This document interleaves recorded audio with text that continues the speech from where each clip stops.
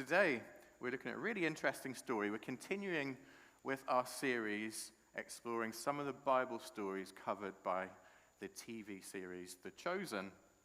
And this morning, what I'd like us to do is have a look at the story in the Bible itself, and then at the end, have a look at the video.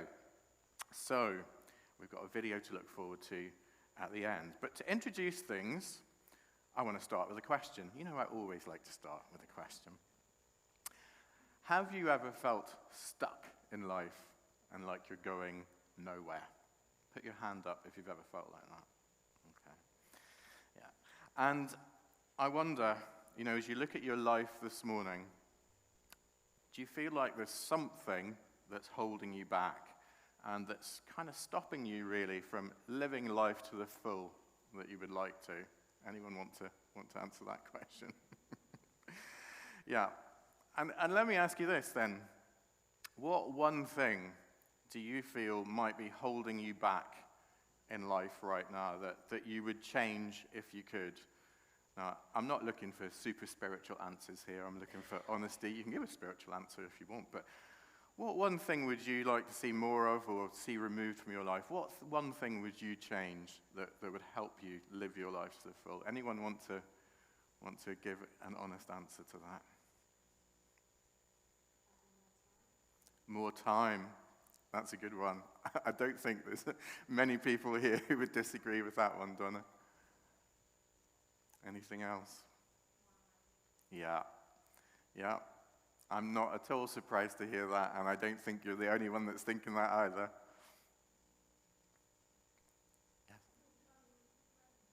Yeah, so more time with people that we love, because life's busy and overwhelming, and with so many priorities, absolutely.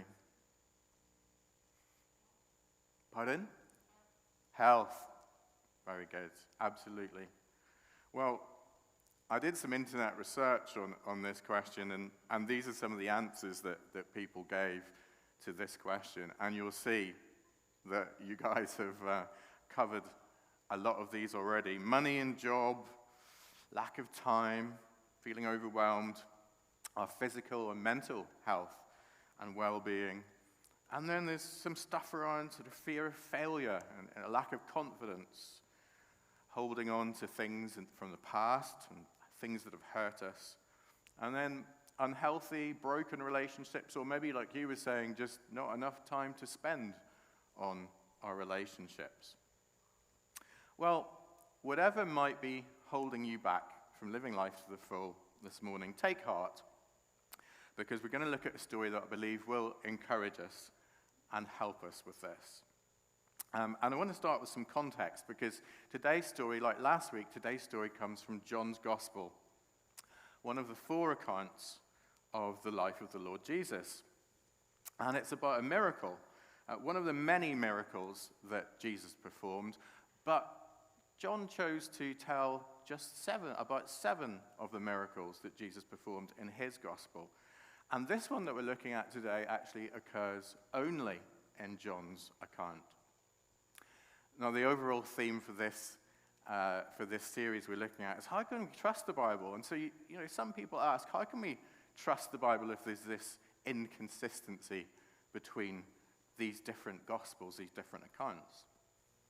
And then sometimes when we do find the stories in different Gospels, well, some of the details vary. So how do we know these things are true? Well, the answer, I think, is that each of the writers of the Gospels was writing for a particular audience. And so their account was really specially crafted for those people. And so the events that they include and the emphasis that they give to different details, well, it is naturally a little different in each case. But together, they add up to a really rich and complete picture of our Lord Jesus. Now, you may know that John's Gospel is particularly different to the other 3 Gospels of Matthew, Mark, and Luke. But helpfully, John's actually very clear about the purpose of the book that he wrote. And he tells us that out of all of these miracles, he chose just 7. And his idea was to pick 7 things that would prove that Jesus was the Messiah. And he tells us that he wrote these things for two different groups of people, as you can see in the verse he wrote here. He wrote them for those who don't believe, so that they may put their trust in the Lord. And there's some people in that group here today, this morning. And he also wrote for those who do believe, that their faith might grow. And there's certainly many of us in that group here this morning. So let's take a look through this unique lens that John had of this miracle that he specially chose out of the four gospel writers, the only one who chose to include this story. Let's look at John's lens, and then afterwards I'm going to share my perspective on what I think this might mean for us today. And then finally we'll see it through the lens of watching the video prepared by the producers of The Chosen. So we'll look at these different perspectives, and then hopefully by the end you will have your own lens and make your own decision about what it means for you. So we're reading today from John chapter 5. Sometime later, Jesus went up to Jerusalem for one of the Jewish festivals. Now there is in Jerusalem near the sheep gate a pool, which in Aramaic is called Bethesda, and which is surrounded by 5 covered colonnades. So this word Bethesda means house of mercy, and it certainly sounds like a beautiful pool with lots of fine architecture. And it's believed that some underground springs of water fed this pool and caused the water to bubble up sometimes.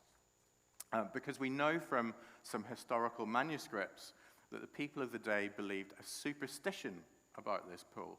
And this was the superstition. Every so often, they believed an angel would come and stir up the water, make it bubble, and then the first person to get into the pool after the angel had done that each time, well, that person, that lucky person, would be healed. So that's why we then read this. Here, a great number of disabled people used to lie, the blind, the lame, the paralyzed. One who was there had been an invalid for 38 years. So there's something very sad about this scene, really, isn't there? It's a beautiful, elegant pool, and it's called the House of Mercy, and yet we can feel the collective suffering of these people gathered there. There they were, watching and waiting for this water to bubble up in this vain hope of healing. So really it was a bit of a pool of despair, and it was a weight of desperation. And anyone who experiences any long-term condition will understand these people trying anything to try and get well. Well, now the subject of our story is introduced. Now, we're not told the exact nature of this man's problem, but he'd been unable to walk for 38 years, so maybe since birth, I don't know. And it seems that this man behaved quite unlike many of the other people that Jesus met and healed in the Gospels, because he's not reaching out, he's not crying out for Jesus. It seems that he's just lying there. When Jesus saw him lying there and learned that he had been in this condition for a long time, he asked him, "Do you want to get well?" Well, that's a very curious question that Jesus asks, isn't it? I mean, do you want to get well? I mean, that's why he's there, isn't it? Surely the answer is yes, of course I do. But what Jesus is doing is actually trying to engage with this man on a deeper level. You see, that word for get well in the Greek, it actually means to be made whole, as the King James translation says. Or we could read it as fully restored. And the word for want has a sense of being not just willing, but actually being ready to take action. So this question that Jesus asks, well, it might be translated as, are you willing to be made whole? Are you ready to start living life to the full? And I think the reason John included this miracle was to show us that healing, in Jesus' eyes, healing isn't simply about physical healing. It's about healing of our whole body, our whole being, our whole being. And living life to the full is about more. It includes our spiritual health and transformation. So what an interesting and what an important and what an insightful question this is that Jesus asks. Are you ready to live life to the full? Now, the man doesn't answer the question. In fact, you might say his response really is, well, kind of just excuses. Sir, the invalid replied, I have no one to help me into the pool when the water is stirred. While I am trying to get in, someone else always goes down ahead of me. Now, I don't know about you, but I think I have a great deal of sympathy for this poor man. He's unable to walk, and he's helpless and alone. He's no one to help him. It's heartbreaking, really.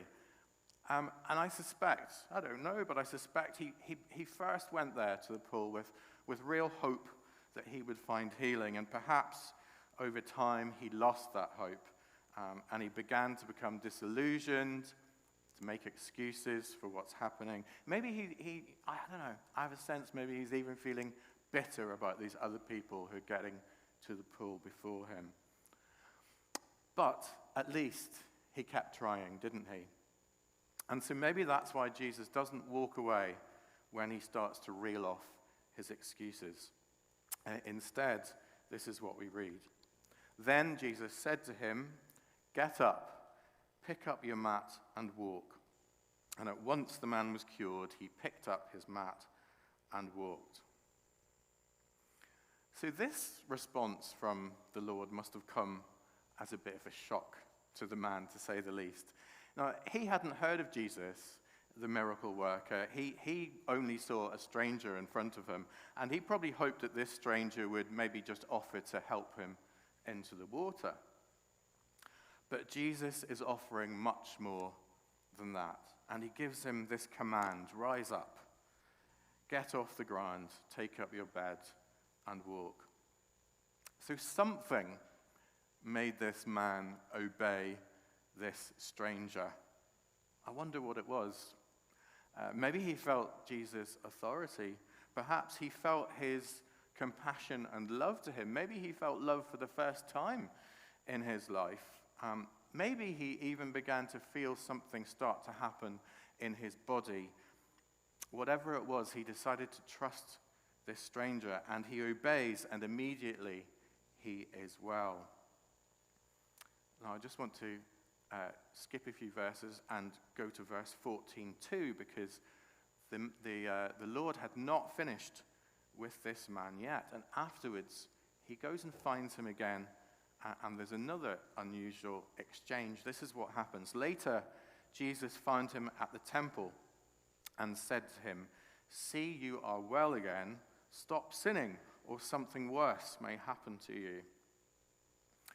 Now, sometimes people have taken this to mean that the man's sin was the cause of his condition. I don't see that at all, and in fact, a few chapters later in John's Gospel, when Jesus heals a blind man, he corrects his disciples when they suggest that his blindness had been caused by sin. So why did Jesus tell him to sin no more, and why did John choose to include this exchange? Well, I think it goes back to this point about what living life to the full really means. You see, the miracles that Jesus performed and that John shares with us, they weren't just proof of the Lord's ability to deal with sickness. They were proof of his power to deal with the whole of our broken world and to restore our souls. You see, Jesus, our healer, is not only able to heal the body, but he's able to heal the whole of our being so that we can live life more fully. As I said, this story is perhaps less about the physical healing and more about the need for healing of our whole being. So what can we learn from this story? Well, here's my interpretation of what I think it means to me and how it might help us today. And there's three things I want to to take a look at. First of all, I think this story tells me, and perhaps tells you, that sometimes we need to face up to the hard questions. So Jesus asks, do you want to live your life to the full? Are you ready? And the man just gave him excuses. And that's a bit like us, isn't it, in our lives? We talked about some of the things that we would like to fix in our lives, like money and more time and things like that. If only I had more money, then I'd be happier. If only I had a better job, then I'd feel more fulfilled. If only I had a partner or more time to spend with my family, I'd be more content.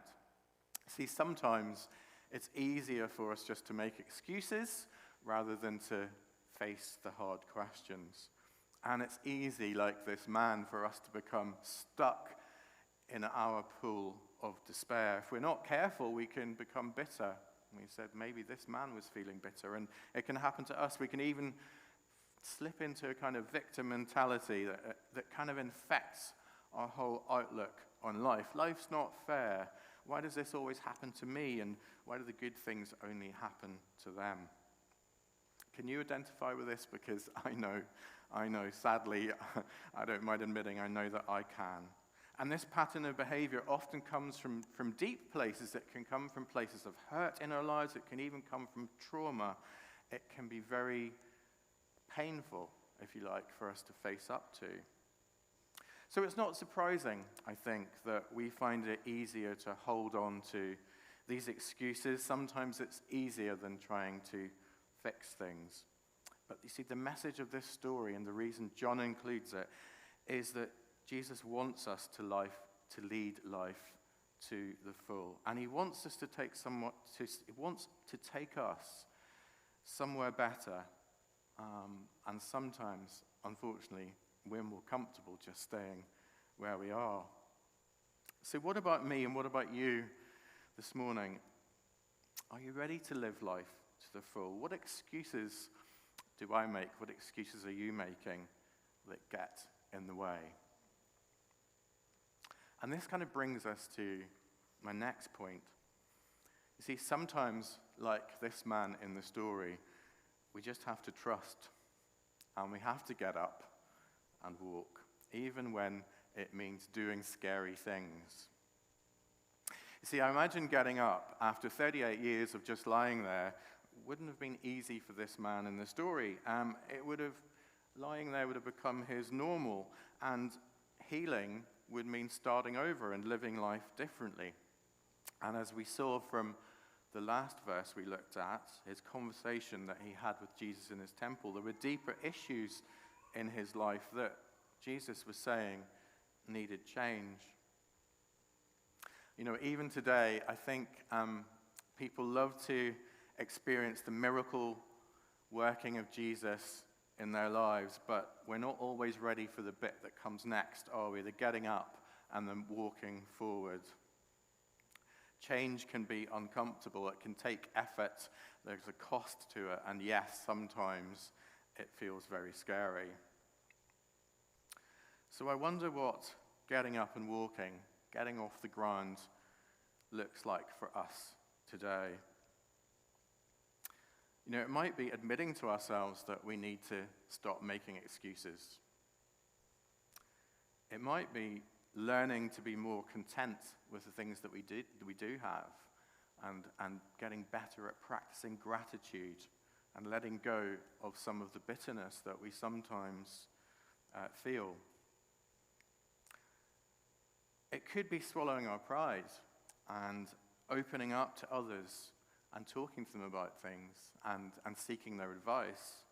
It might even mean taking that important first step in seeking professional help for our health or our well-being.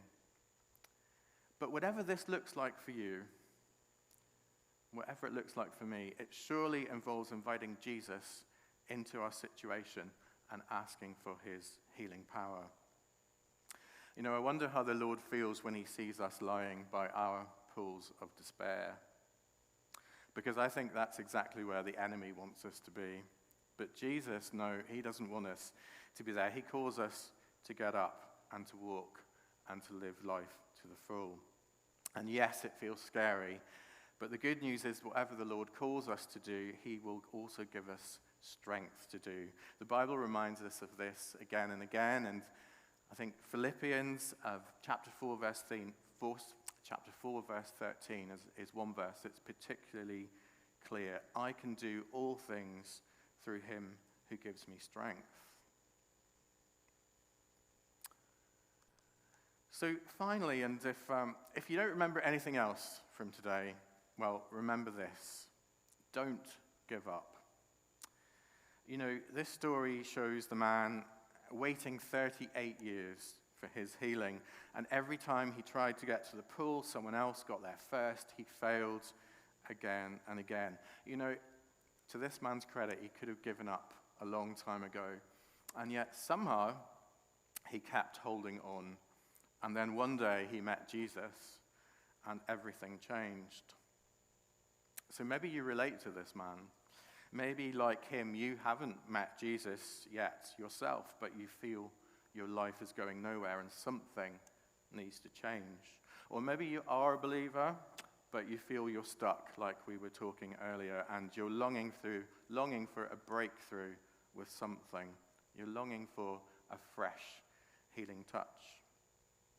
You know, maybe deep down you've started to believe that you don't actually deserve to live life to the full, that it's your fault because you don't have enough faith, or that you've missed your chance, you've squandered your chance.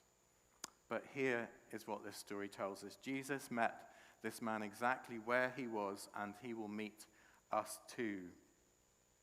Don't let your heart miss this, because it's such a powerful message for us. It's never too late to see God move and God heal us. No matter how long you've been waiting, no matter how stuck you feel, no matter how messy things look to you, God hasn't forgotten about you, and he hasn't given up on you. So don't give up on him. So I don't know who needs to hear this today, but don't give up, because like the man when Jesus met him in the temple, he's not finished with us yet. Can we have an amen to that? So that's where this story has taken me. That's my lens on this story. We've looked at John's lens, and now as the final part of the message, I want us to watch the clip from The Chosen. It's another lens on the story, but it covers all the key parts from the passage. Now this the clip is about 4 minutes long, and afterwards we're going to go straight into our final song, and during that song we'll take up our offering for those that are regulars here and want to give. But as we watch this over the next 4 minutes, well, I invite you to reflect on your lens. What's your lens for this story? How does it speak to your life? Where do I need healing in my life? What excuses am I making? And am I ready to live life to the full? Thank you for listening, and enjoy the video.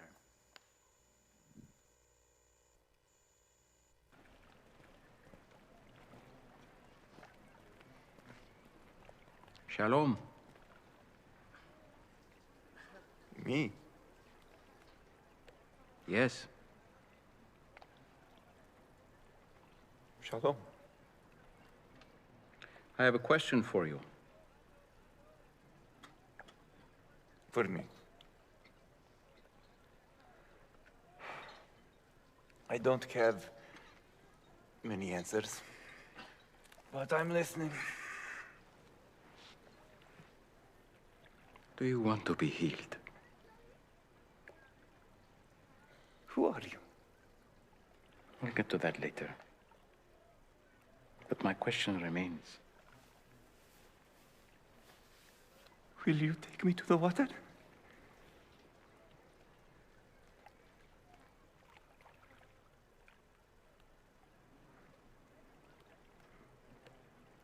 Look, I'm having a really bad day. You've been having a bad day for a long time.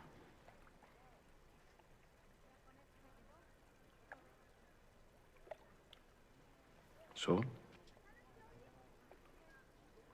Sir,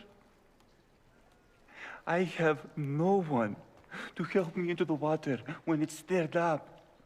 And when I do get close, the others step down in front of me. And so... Look at me. Look at me. That's not what I asked. I'm not asking you about who's helping you, or who's not helping, or who's getting in your way. I'm asking about you.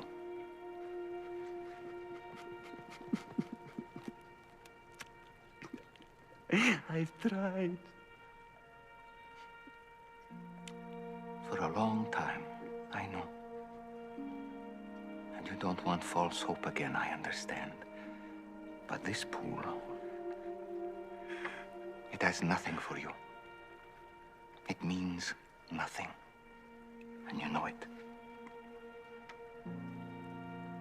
But you're still here. Why?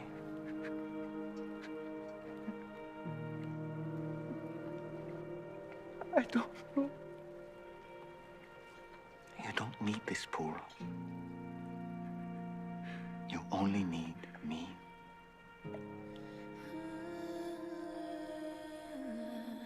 So,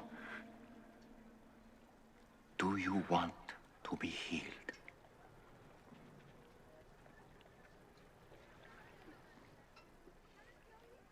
So let's go. Get up, pick up your mat, and walk.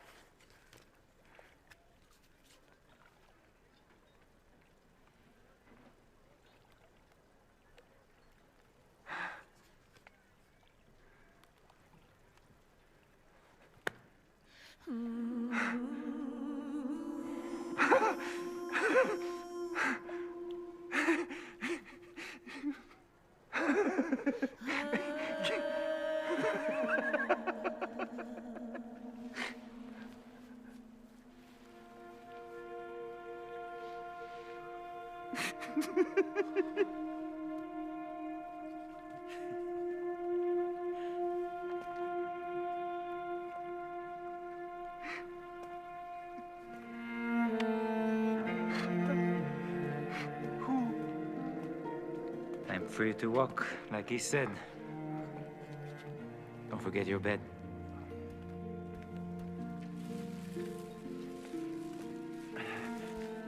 Why does this matter? Because you're not coming back here. That life is over. Everything changes now.